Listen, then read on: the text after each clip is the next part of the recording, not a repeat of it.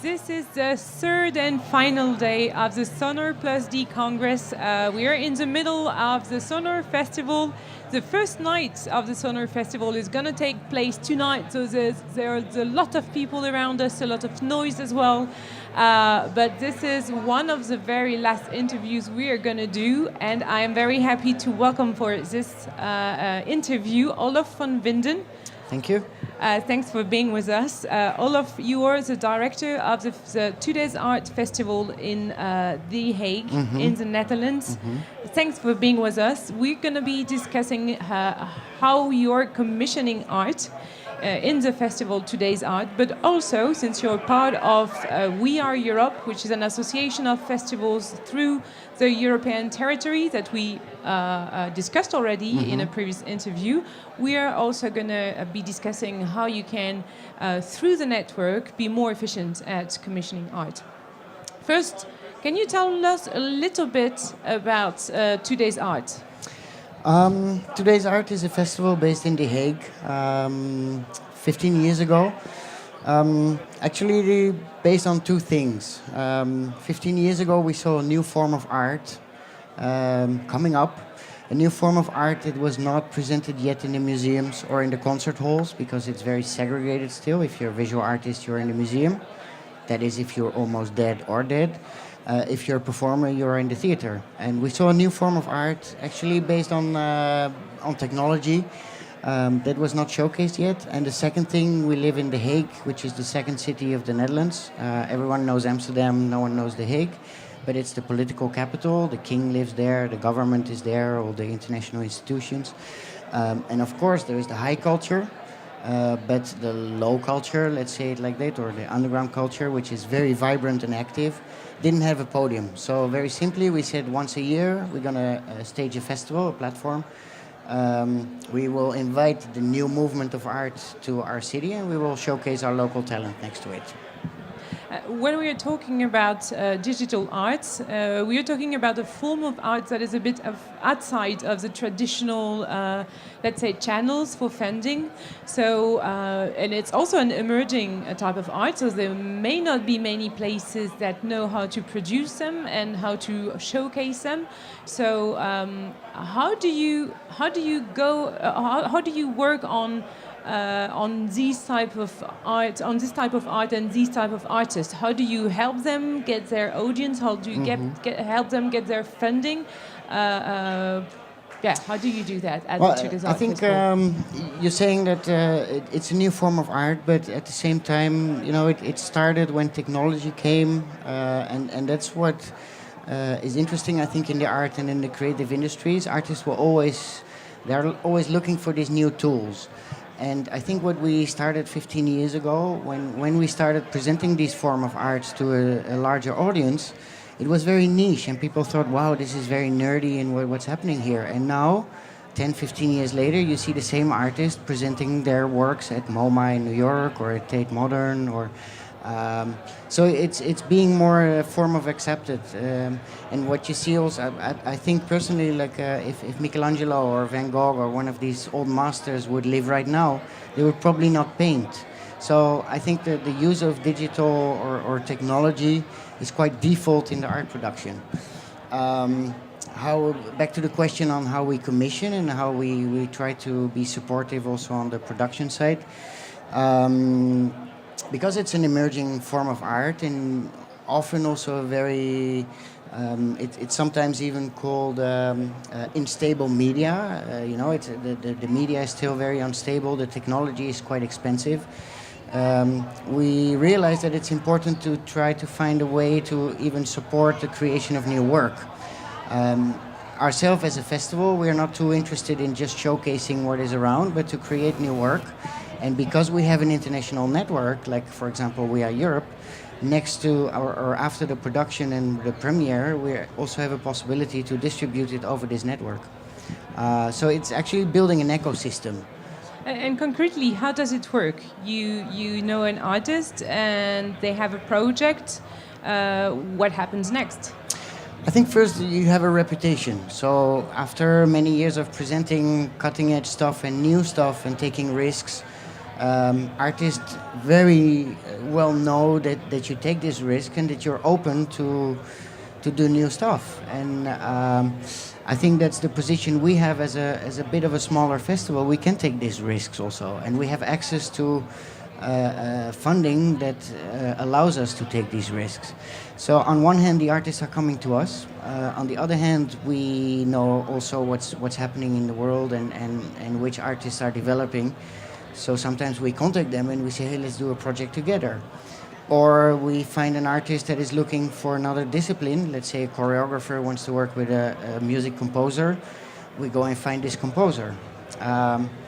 Another thing can be that we want to do a big project in the public space, that we have an idea ourselves about a concept or something, and we go and look and find the artist who can produce it or with whom we can work together.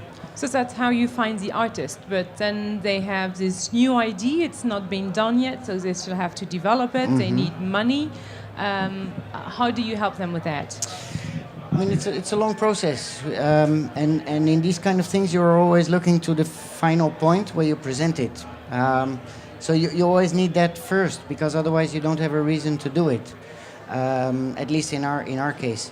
But it always starts with an idea, with a sketch, and from there we start to think, and usually, especially using technology and this new media, it can become very expensive. And I think what I found very important in the early beginning of these projects is that you don't limit just because of a budget reason. So actually we try to dream before and to make it really big and to have a huge ambition, and then we scale it down to reality. Okay, could be a very frustrating process, I guess, for some artists. Yeah, but when it works and when it's out there and when it's actually you see the audience reaction to it, and that another festival is interested to presenting, or a curator comes and is like, wow, I like this project, that's why we do it actually. So you don't only help them with the funding, you also help them with the distribution and the sort of showcasing of it through this network that you mentioned. And this distribution I think is maybe even an integral part of the funding. Like if an artist comes to me and says, okay, I have an idea and can we develop this together, and we start first with funding, then we also can look at taking risks on our own ticketing in advance. But what we also often do, because we have these networks, is that we contact our colleagues and we present them the project and we say, are you interested? Are you interested in having the premiere in your country? Can you contribute to the production of it?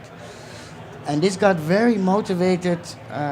Like 4 or 5 years ago, there were these huge funding budget cuts on culture in Europe, in my country, but in other countries as well. And then we realized, like, if we don't do anything, it's going to be very hard to have new artworks. So we also have a responsibility. I'm a festival organizer and I'm a curator for exhibitions and concerts and things like that. But if I have no new input, what will I present? So that was the idea also, like, okay, let's get close together, let's collaborate, let's share our resources and knowledge and networks. What is the ambition you're trying to achieve through this festival and through these activities? Are you hoping to influence the way digital art is going, or? I think not specifically digital art, but technology as such. I think actually, there's a lot of, in the outside of a festival, it's about the entertainment. You have people coming, you have, you see, that's entertainment. You want to say something? Yes. See? See! Hi, well, very nice to have you on the stage.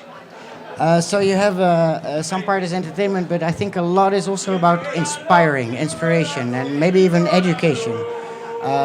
Inspiration not only to the audience, but also to the policymakers in a city. When you do a project in a public space, and when you have a strong interference, it creates a reaction.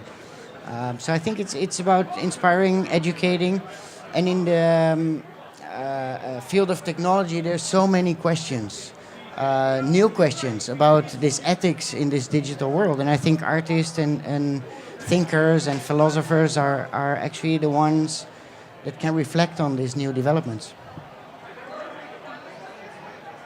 Sound anymore? Oops, here. that it's back. Do you think it's become more difficult for artists to get their work produced? Do you think it has become more difficult in the past 10 years or so? It depends very much, I think, where the artist is located. I think in Europe there is quite a good funding structure. In the US it's completely different. However, they have more private funding, which is not the case here. But imagining you're an artist from Ouagadougou or from Abidjan and you have a good idea, where do you go then? So I think this is why we try to collaborate, actually. This is why we try to collaborate as festival platforms, but also as art institutions. My last question to you is, what type of advice, what piece of advice would you give to an artist who would be looking to create a new piece of art and who would be a bit worried about funding? Well, how could you help them?